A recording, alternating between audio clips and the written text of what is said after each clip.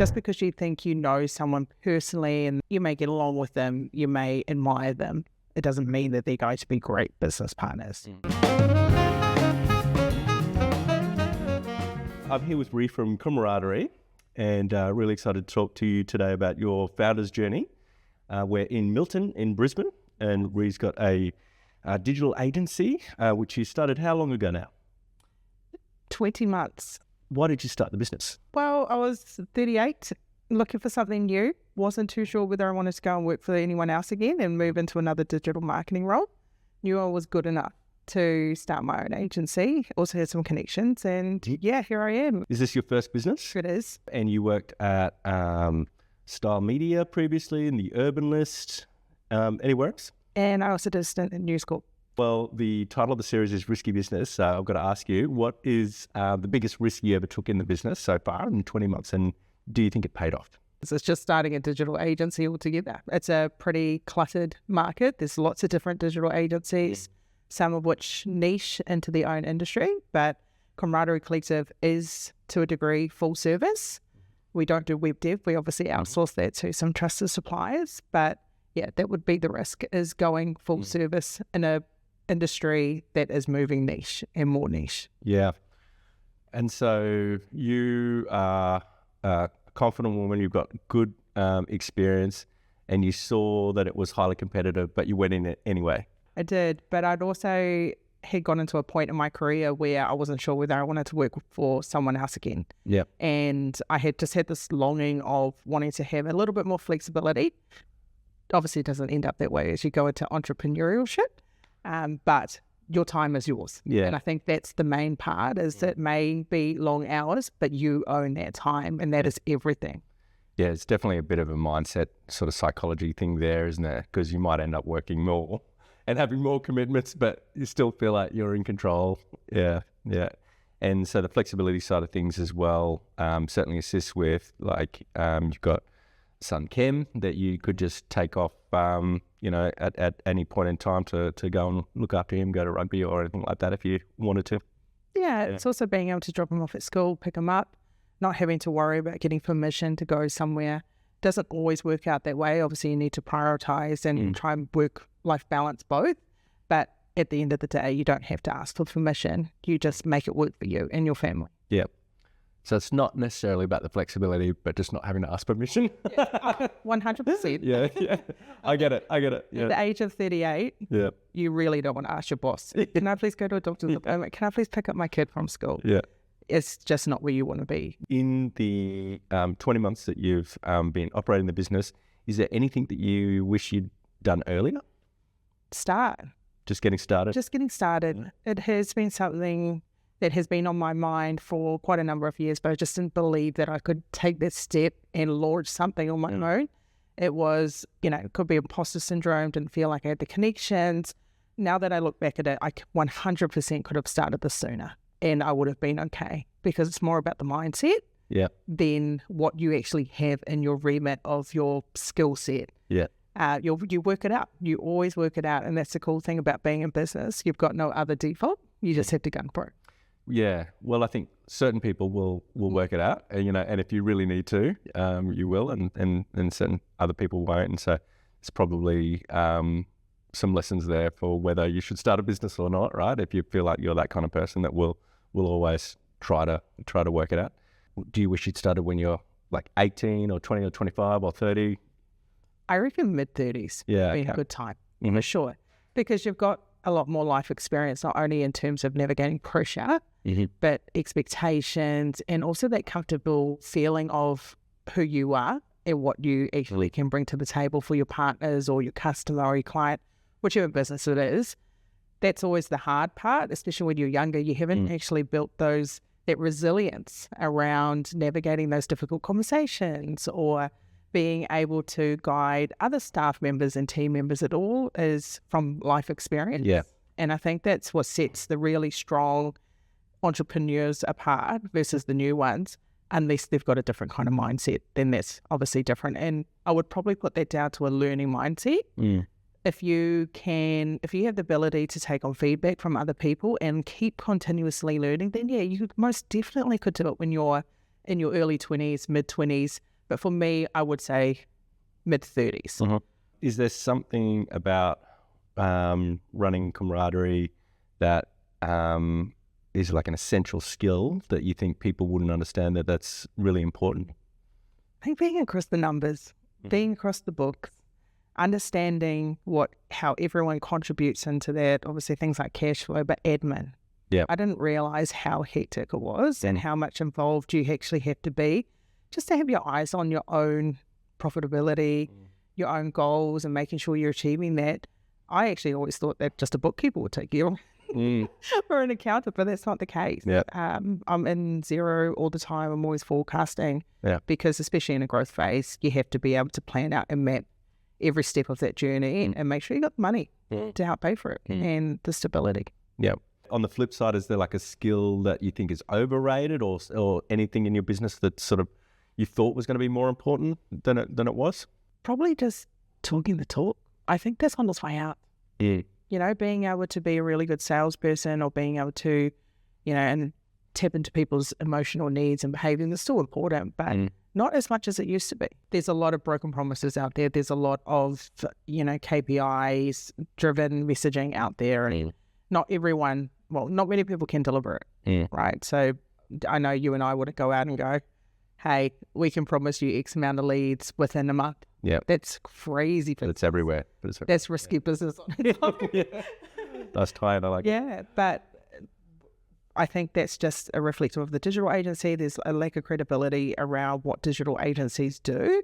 But when you do find someone, you can pick it up straight away, especially if you've had really bad experiences previously where you have had those promises broken. But when you do come across someone and they're not trying to oversell you, they're just showing you, well, this is what we've actually done previously. This is how we would approach it for you. The best kind of partnerships. Because they're just like, yay, we found you finally. And you've made our lives so much easier. Yeah. As a business owner and a mother, do you have a non-negotiable in your daily routine or your weekly routine that you sort of can't get by without, or it's a ruined day if you miss it? Probably just spending time with my family. So I have block out hours. We were talking about those entrepreneur hours and how sometimes you may work more than the usual 9 to 5, and that's okay. But I've always been quite strict around those times that I am at home with my son and just making sure that I'm present in that time. I sometimes do, a lot of the time I do jump back online afterwards, and that's all right. Yeah. It's that gap. Yeah. Making sure that when I'm home, hanging out with him, hanging out with my partner, and just being present. Yeah. And does it charge your batteries? That family time? Yeah. Yeah, it can go both ways, hey? It can go both ways. Yeah. Most days it does. Yeah. But there are definitely those days where it stresses me out more than anything else. I got sick and injured kids at home right now. It's kind of nice to be here with you. What's one thing you'd never do again? Everything is an experience. You can only get better from learning from your past self. But if you don't lose, you learn. Is it that kind of attitude? Yeah. However, if there was something that I would consider a little bit more carefully is who you go into business with. Because just because you think you know someone personally and you may get along with them, you may admire them, it doesn't mean that they're going to be great business partners. There's a difference between friendships, colleagues, and a business partner. You know this all too well yourself. Who you go into business with is really important. You actually don't have to get along with your business partner like really well, right? As long as your skill sets match each other and there's a level of respect and being able to understand, okay, well, this is your role. You're going to stay in this lane, or, this is what I'm going to bring to the table. And I do feel like I have that with my current business partner. I recognise that there's so many companies out there that have major disagreements between directors and shareholders, and that's the end of the businesses. Do you know what I reckon it is? What? It's when you go for lunch, dinner, who's paying, who's not paying? Do they actually continuously pay all the time? Yeah. Or are you sharing? It's a little it's insight here. Okay. Yeah. Okay. I reckon it is. Yeah. If you had to start over tomorrow, being Friday, and you didn't have any of your clients or any of the setup that you've done, what's the first thing that you would do? Create content, get it out. Okay. Yep. Love it. See, that's really based on the financial situation, how much I'm actually starting this business with. Yeah. But the great thing about content is you don't need much money to start. Totally. You just need some devices and some great ideas. And then I would get that out and then also put some paid spend behind it. If I had no clients and I had no connections, I would need to go and find them. So that's how I would start. Yep. Is there one movie or one book which more than any other has sort of helped give you a bit of inspiration or motivation on your business journey? I really love the book Legacy. Legacy. Okay. So what's that about?